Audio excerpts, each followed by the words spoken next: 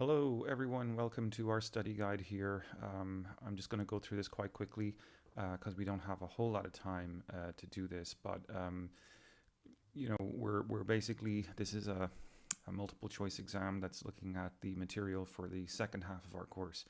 And as I've said in class, coming up to the midterm, the questions are not intended as gotcha questions, right? I'm not really looking to stuff your head full of facts and figures. I don't want you kind of cramming dates and statistics into your head thinking that they're going to be on the exam, because actually there's very little of that, if any. There's a little probably, but where even there are facts and figures or whatever asked for, usually they're there just to make a theoretical point. So going into that, afraid that this is a memory test or that you're being asked or assessed on your ability to memorize things, that's not what this is about. Okay, so what we are going to be doing that'll make us strong here is realizing that this is an exam that's about comprehension.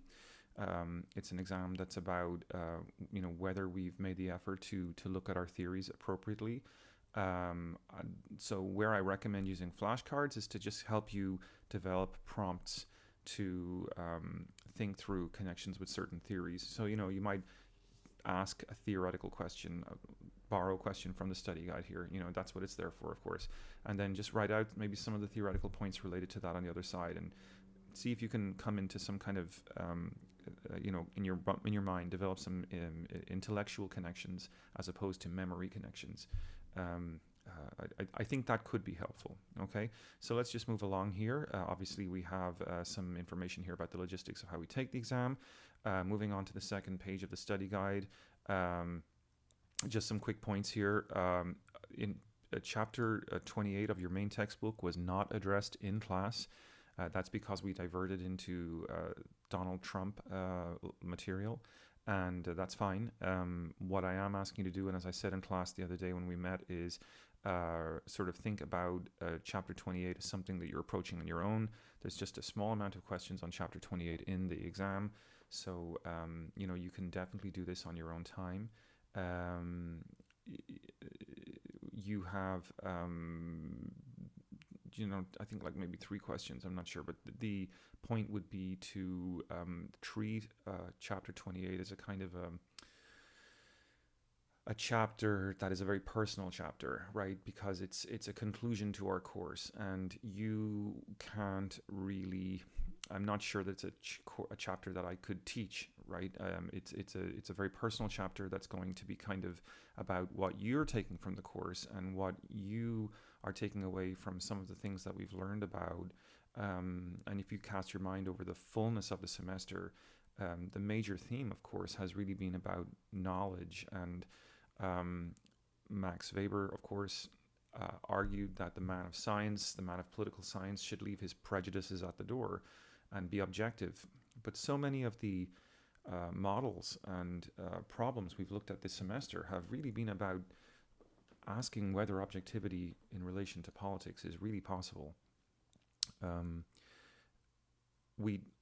the very first weeks, we're looking at scenarios and concepts and ways of thinking that really thought they were being objective, including the world of classical art, was really trying to represent truth. Some artists played around with that and found that there was funny ways you could play with the composition of a painting that would trick a viewer into suddenly realizing that a lot of the truth we make of art is really a lot to do with the person who's observing. And then from there we leaped to phrenology, how people who were by today's standards racist in their time, in their context, really believed they were being objective when they said that the skull ratios of apes and various different races around the world could be organized in a hierarchy with white people at the top in terms of evolutionary development. We've also looked at ticking time bomb scenario, a philosophical game that claims to be a key to thinking about the truth of whether we should torture or not, and so on and so on. We've looked at, more recently, the territorial reign of the nation state. We looked specifically at the logic of the territory and the logic of the nation, and how one is a story about who we are, and the other is a story about the fact that we need a sovereign nation in order to live and be prosperous. Are those things true? Are we who we think we are? Have we always been who we think we are? How do the terms of that relationship change over time? What is the nation anyway? Why do some people get nations and other people don't? What makes one claim to be a nation more authentic or meaningful than another? Why should nomads living in the desert, who don't particularly care for borders and don't really want to live that way, but who nevertheless maintain a type of civilization on their own, why in this modern world where everything is bordered and everything is in a nation and there's no more empty space, there's no more space to roam, there's no more unclaimed space, there's no real way that you can be a nomad anymore. Their way of life is dying because modernity, our way of life, has kind of prevented them from existing. So why is our way of life more legitimate than theirs? What makes our way of life more special or more deserving of a chance to survive? So what can we do to change the world then? This is the sort of terminal question. And it's something I really want you guys to reflect on and read on your own. And the questions will be kind of questions that prompt you to reflect on those observations that we've really been making all semester long. Because we, moving along here, because we had the Trump material, I'm of course removing what's normally on the exam, which is chapter 35 and chapter 18 by Farmer and Slaughter. That's just to give you guys a bit of a break. We ended up not doing journals on this material as we would have otherwise been doing. They're listed in the syllabus, but instead of doing that, I had you guys go off and do a sort of a special journal on my lecture on Donald Trump, and you guys also went off to assess the Breitbart website and had some good comments there. Previously, in previous semesters, I've had people look at the Edward Snowden documentary by Laura Poitras. I was going to do that with you guys this semester, but I think, again, with just the way we kind of ran out of time at the end, I really wanted to take time to look at the Donald Trump material and take some time to finish up that Trump lecture. So that's not on the exam, and I've put those Trump lecture notes are available for you on Blackboard, near where the syllabus is and where the writing guide is if you're looking for it. Okay, so let's just move on real quick. I'm not going to go into too much detail about all these questions, but I've highlighted some points here, and we'll go into a few of them. So, going back to the beginning of the second half of the semester, we have Susan Strange talking about a number of paradoxes or contradictions of our age, which she says serve potentially to refute her core argument that the authority of the state is diminishing under conditions of globalization. And the question here is, and she looks at this in the piece, that she kind of tries to be a devil's advocate for the opposition of her own argument. So she's saying that the state is kind of, her own actual firm belief is that the authority of the state is diminishing under conditions of globalization. But she appreciates that there are neglected factors which would rebut her points. And so the neglected factors that you're kind of looking at here would be the neglected factors here would be things that would kind of give you a sense that we're backing our way into territory again, and so obviously the factors that are pushing us into globalization would be things like financialization. We've talked a lot about that this semester. The globalization of technology, internet, media, that kind of thing. So all of those are kind of definitely undermining the state, but there's a couple of specific things in her argument that she's kind of like, granted, these are maybe good points too, right? That point to a backlash towards globalization that would be re-empowering the state. And the closest hint I could think of to give you, to help you with this question, would be to think about what we said once upon a time, and also again very recently, talking about clash of civilizations and that kind of thing, would be the Jihad versus Macworld stuff that we looked about with Benjamin Barber, which is mentioned, and I think you've looked at it in your first part of this semester, right? Because it's the rebuttal to Samuel Huntington's argument about Clash of Civilizations. So jihad versus Macworld was a clever argument, wasn't it? Because there's Macworld, the world of globalization that Susan Strange is kind of suggesting is winning here. But there's also this jihad context, which is a backlash of particularist organizations that are looking for identity, looking for their group to be recognized as having its own autonomy, its own right to exist. So that's a very critical question. Then, what are these backlash factors, these neglected factors, which would rebut her core argument? Moving along, there was a great question that came up in our reading of the Mike Davies chapter. Mike Davies, as you know, as we discussed, is kind of a well-known dude.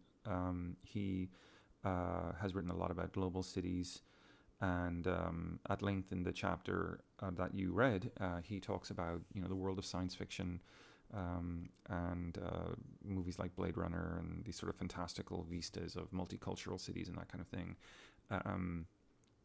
But the question is, in real life, where are these fantastical cityscapes actually emerging? What are the conditions driving them? And are there kind of weird paradoxes and things that we could maybe be talking about that would give us some insights into the kind of the specificity of some of these cities? And one of them, of course, is Dubai.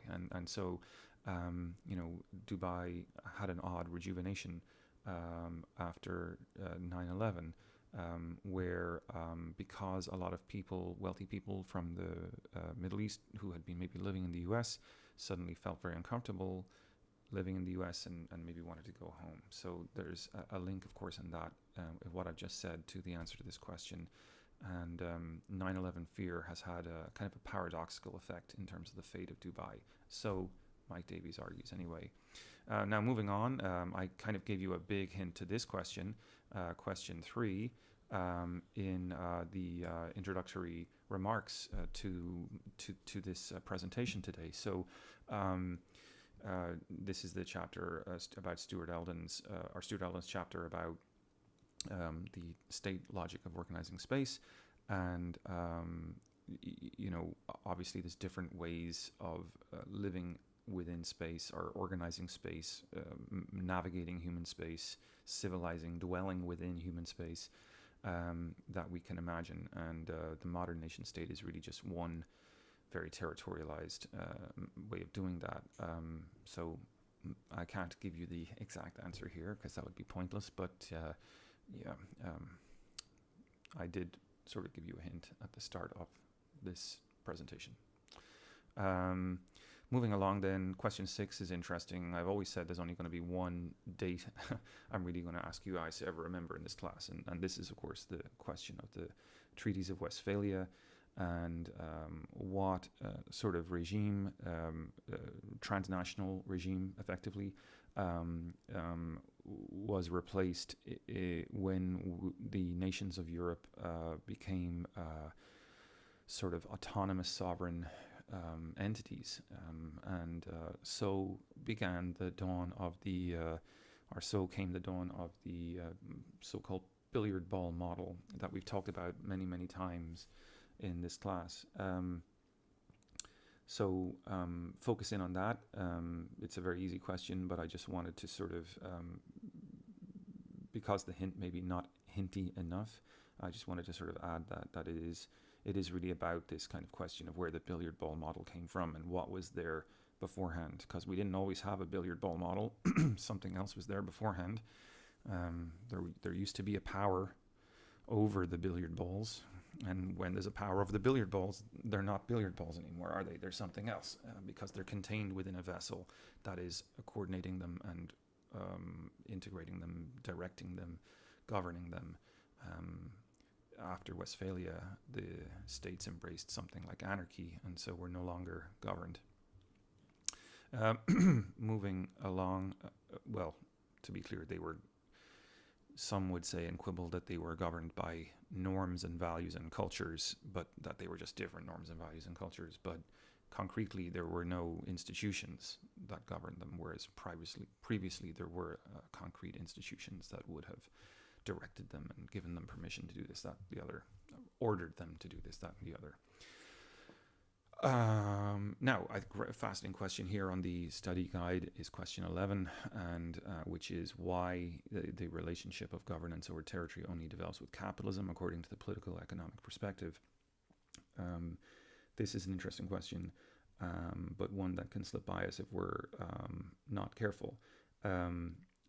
Problem here, of course, is that every time we turn on the news, every time we read about globalization, every time we open a magazine that talks about globalization, the sort of Susan Strange's view that the state is losing power is reiterated. And we think of globalization, or sometimes it's called complex interdependency, as, binding the power of the nation state in a vicious competitive cycle of economic relations that are, global in nature, and that they're kind of becoming the new power, the new kid on the block, coordinating all of us.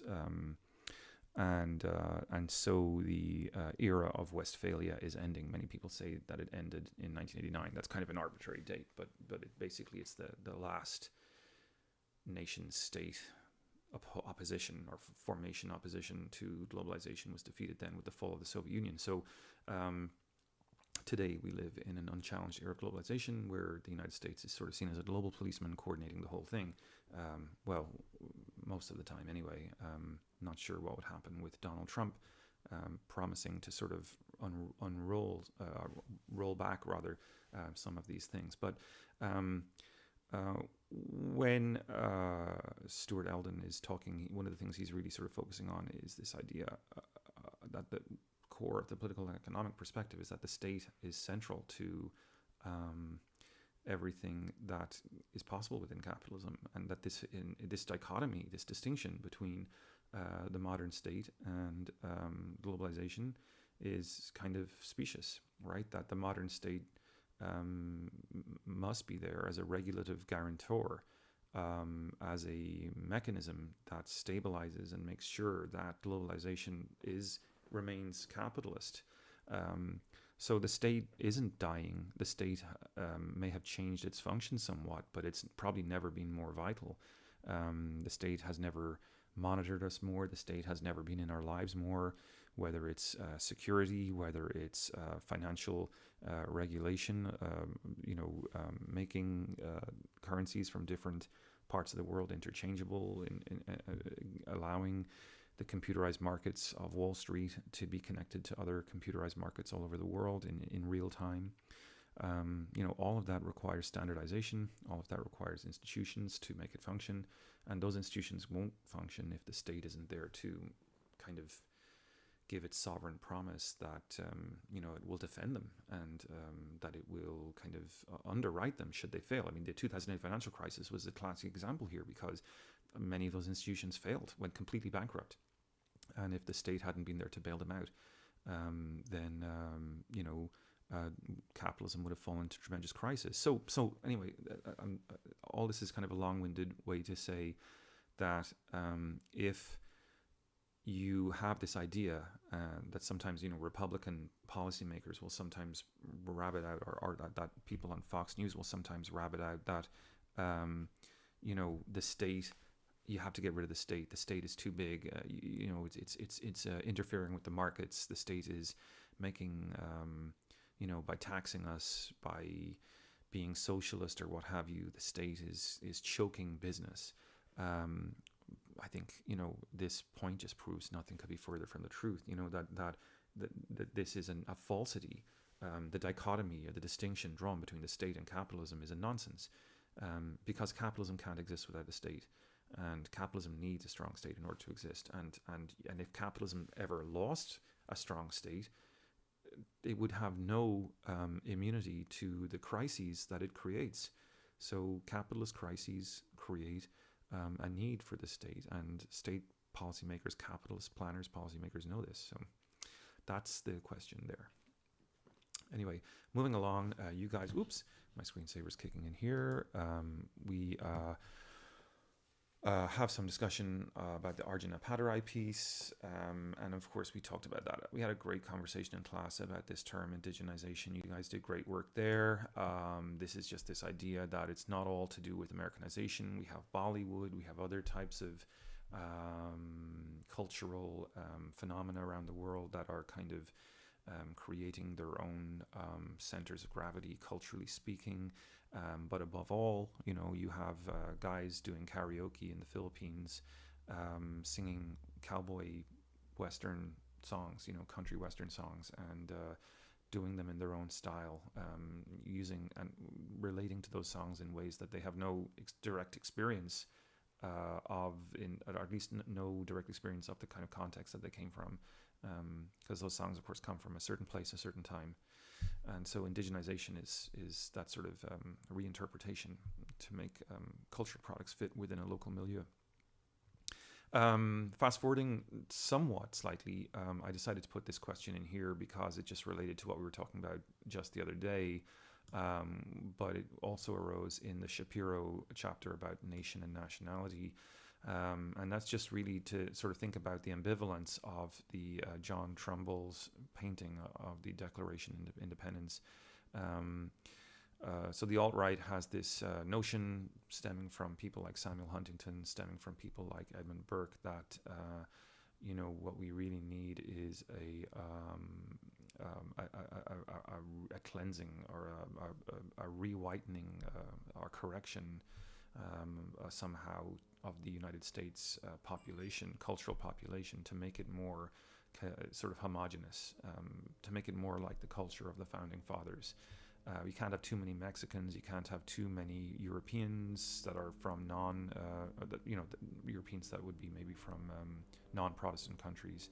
You can't have too many Muslims, because all of these would dilute the cultural fabric that makes the U.S. Constitution work, right?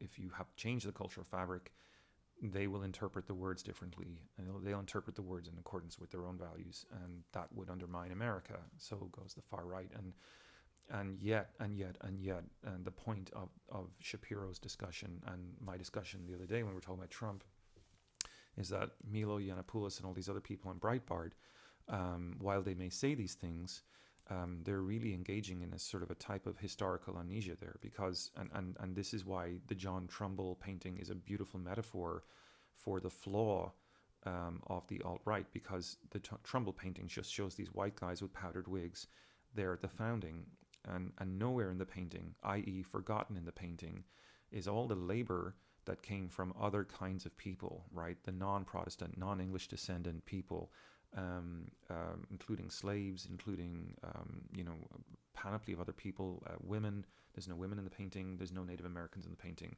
Yet the United States is created just as much, if not more, by their cultures as it is by this so-called miraculous English, set of values.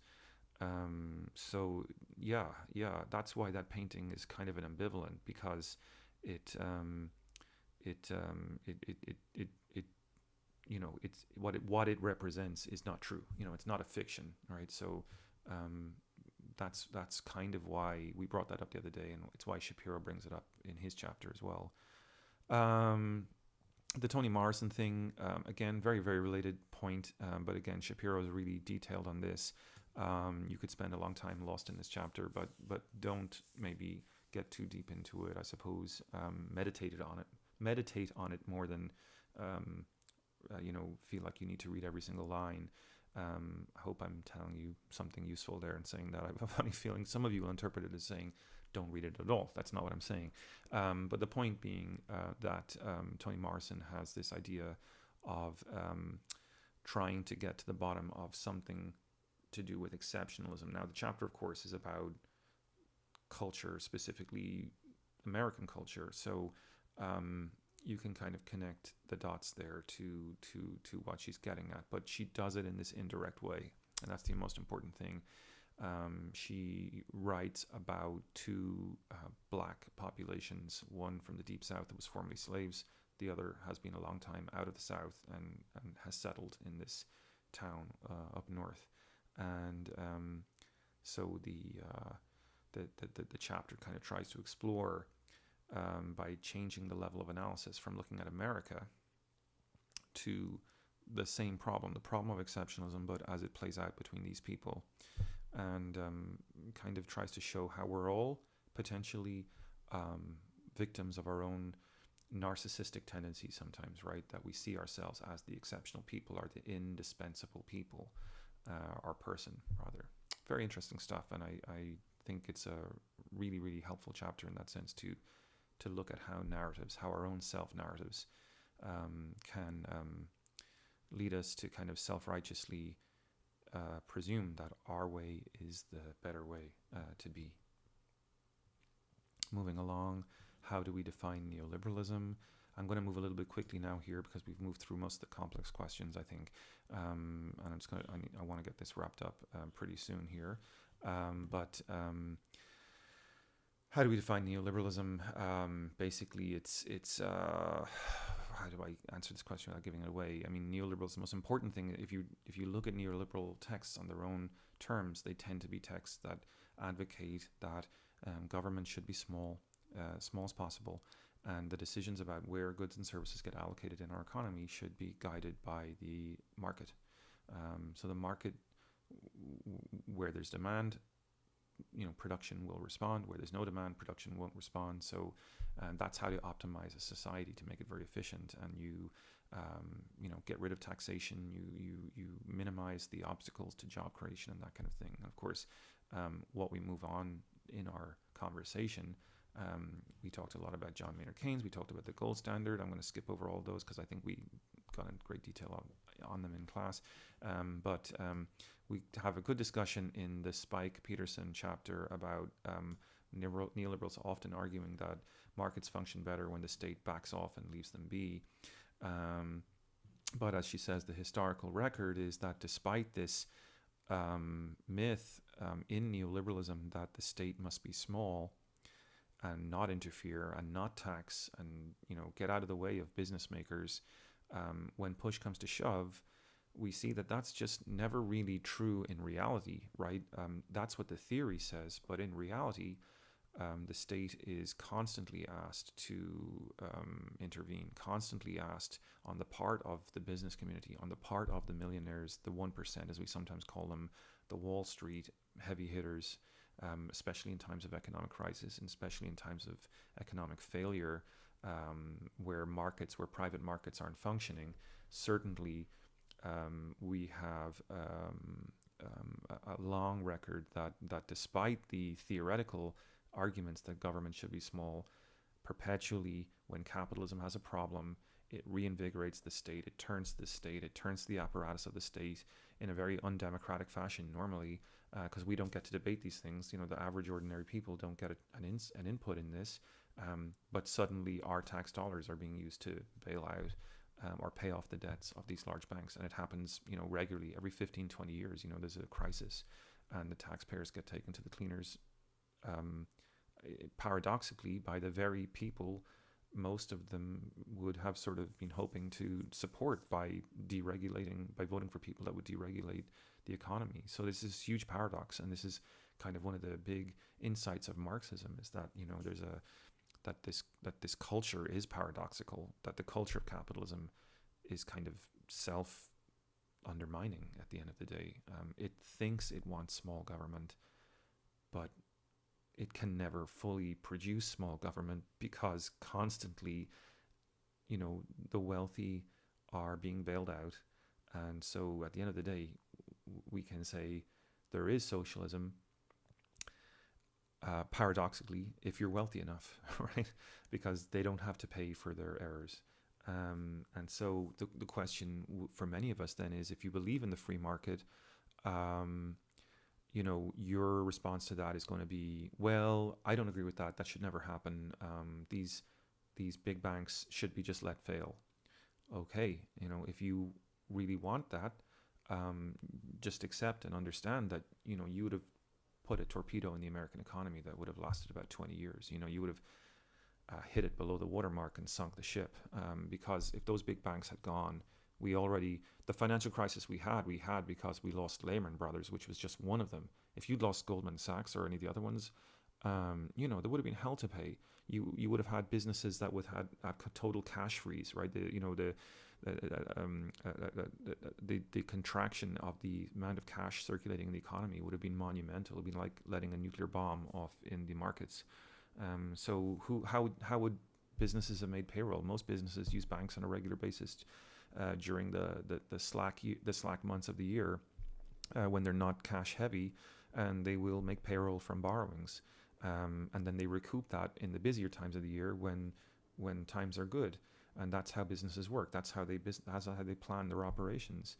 2008 was one of those moments where if the government hadn't have intervened, in other words, to be clear, if the government hadn't broken its own principles and bailed out the banks, if it hadn't violated the fundamental principles of neoliberalism, capitalism would have gone down the toilet.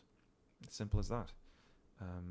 And I think people who say that they don't approve of bailing out the big banks, good luck. Because it's not clear how capitalism would have survived if we had followed our principles, which is a very good argument for maybe revisiting whether we should have capitalism in the first place or not, because if it's constantly going to violate its own principles, if it's constantly going to violate its own rules, then perhaps the moral theory that justifies capitalism needs to be revisited, because clearly capitalism ignores its own moral theory whenever it needs to, right? So you come to your own conclusions. Whether that means that socialism is better or not, obviously that's a huge debate, but clearly capitalism itself regularly violates its own moral principles. Now, Spike Peterson talks about the hidden costs of informalization. Very interesting chapter, but basically this is about contracts being casual. More and more people do not have long-term contracts or salary jobs. They are working short-term hours, hourly rates, sometimes on a kind of a day labor sense, or gig, the so-called gig economy of Uber and all these sorts of things, So what are the hidden costs of all of that? Well, the lack of predictability is one big issue. And so how do you raise a family if you don't have a predictable income? How do you, provide for the future if you don't have a predictable income, right? This is very, very hard, especially that considering most of these jobs barely pay minimum wage. So you're not going to be able to accumulate savings. Even if you work really, really hard, you're not going to be able to generate significant savings. So there's major costs in that sense. And the word we end up using with the Matt Davies chapter is that we're becoming precarious. But Spike Peterson sets that up with her chapter about the hidden costs of informalization. Moving on to Matt Davies, then we talked a bit about Generation Y. This, of course, is the millennial generation, and we had, I think, a pretty good lecture on that. It's a lecture that I'm pretty proud of, as I think I said to you on that day. The YouTube version of it's pretty good too, if you want to watch that again. But the millennial or Generation Y generation, it's supposedly sold out. Why might we want to kind of think through in a careful way what's at stake in this idea of selling out? Because selling out implies a certain laziness. But what if they had no choice? Right? What if, in the context of the economic austerity of our times, the lack of opportunities in our times, people are, understandably less willing to study philosophy, understandably less willing to study political science, understandably less willing to study poetry and theater, because they're afraid for their future. So they're going to study law enforcement, they're going to study nursing, where they think the jobs are going to be, because that's how they're going to provide for their future. That's how they're going to make their dreams come true, get married, have kids, etc. None of that's possible without... none of that is going to be possible if they were to study poetry. As simple as that, and that, of course, just really changes the stakes of what we're talking about with this laziness thing. Moving along then to question 31: was restoring liquidity the best solution to the crisis? This is the underlying question of question 31 here, which is to do with the repeal of the Glass-Steagall Act, and of course what we talked about in class, the salad bowls. If you guys want to watch a good movie on this, the Wolf of Wall Street, I suppose, would be one. Let me just pause this for a second and look up the name of the other one. I cheated. I had to look that one up. It's called The Big Short. Not that I'd necessarily think you have to watch this before taking an exam, because it's just one question, but if you wanted to, it's a great film. A lot of really great actors in it, and really explains in some serious detail how the collateralized debt obligations actually worked. I call them securitized salad bowl loans, because to me the salad bowl metaphor describes a CDO a lot better than the word collateralized debt obligation.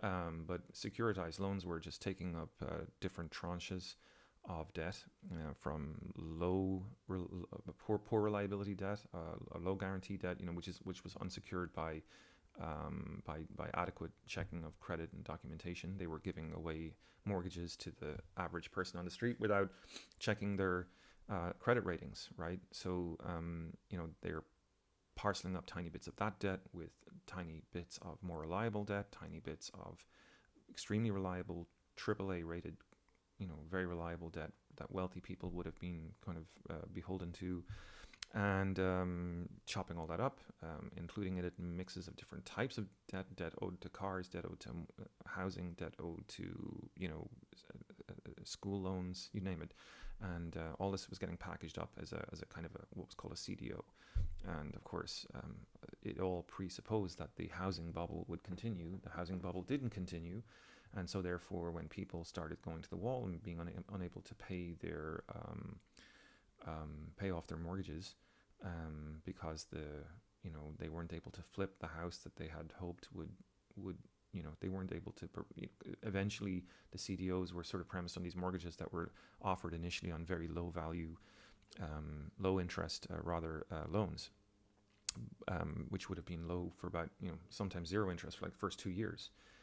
So the payments were very, very low, but then the hoped for chance to flip the house before the high interest rates kicked in never materialized, and so a lot of people found that they suddenly couldn't pay as the housing bubble had burst, that they couldn't flip their houses, and they couldn't pay, so they went into bankruptcy, and the knock-on effect of that up the chain was that these major Wall Street finance houses couldn't get the cash that they had thought they were going to have coming into them. So that's why some people said it was a crisis of the sphere of circulation, because it looks like it's a cash crisis. But what Matt Davies suggests, and when we look at the cartoon by Professor David Harvey, and the link to that is in your syllabus, the point being that this was maybe not a problem of the sphere of circulation, in the sense that, well, sure, it was a problem of the sphere of circulation in the sense that there was a cash crisis for these big banks, but taking a step back from that and looking at what it meant in the wider context to have a major part of our national GDP coming from these huge bank operations that were dealing with highly virtual cash. You compare that to the U.S. economy after World War II, which more of the GDP was coming from actual production of actual things. So this is why Harvey says you've got to understand that this isn't just like a crisis that happened because the banks got it wrong. It's a crisis that happened because we shifted such a huge amount of our production of value, which sometimes we call valorization, but production of value is fine. In other words, shifted such a proportion of where our GDP comes from to the realm of financialization, and abandoned tangible material production as the basis of our economic turnover. So that is a huge problem. It was restoring liquidity the best solution to the crisis? In some ways, I suppose, fine, but it really hurt a lot of people, and it meant that the taxpayers had to pay all the debts of these big banks, and at the end of the day, a lot of people lost their homes. Where was their bailout, right? Where was their restored liquidity?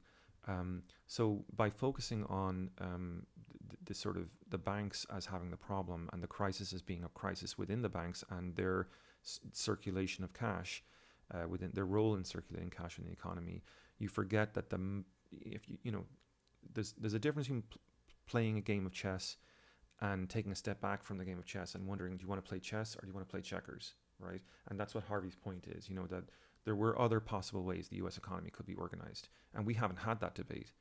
Instead, we just chose to restore the Wall Street system.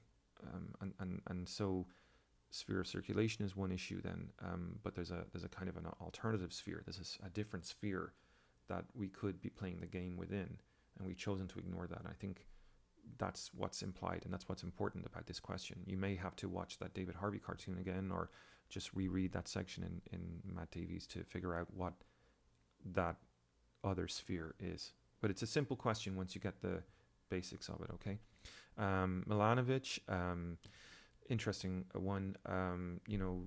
What is the truest measurement of whether poverty is being relieved in the world? And sure, if you look at the global numbers, we're doing a little better. Poverty is being relieved in some respects, but that's just only really when you look at the national averages. Once you break into the national averages and you start to look at the difference between the top and the bottom within the nations, you find that there's a distortion going on in the national average, because within a lot of the countries of the world now, like in China, India, you have really, really rich people at the very top of the economy, just like here in America, just like in Russia, just like in Britain. In so many countries around the world, you have this gap between what Occupy Wall Street called the 1% and the 99%. The vast majority of people do not have anything like the wealth that just a tiny handful of people at the top seem to have. And so the question here is, what is the major change that's driving that gap between the wealthy at the very top and the majority, the vast majority at the bottom, who don't have access to that wealth at all? Can't tell you the answer, but you'll find it.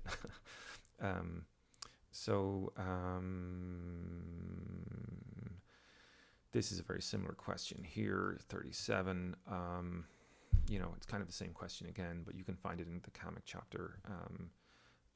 Could be useful for you to relate it back to what's going on in Milanovic. Kamek talks about the theory of historical materialism. Fine. The theory starts not so much with what's going on in the economy, but how the economy got to be controlled the way it is controlled, with the rich at the top and the poor at the bottom. And so to understand that, you have to understand there are certain people that own what Marx called the means of production. And once you start asking that question, then you have to sort of figure out, well, what are the social relations that keep the means of production sort of owned by certain types of people? In medieval times, in feudal times, the means of production were owned by the king. In more capitalist times, the means of production are owned by the bourgeoisie. And potentially someday in the future, says Marx, there could be something called communism, in which case the proletariat will own the means of production. But those are three discrete sets of social relations.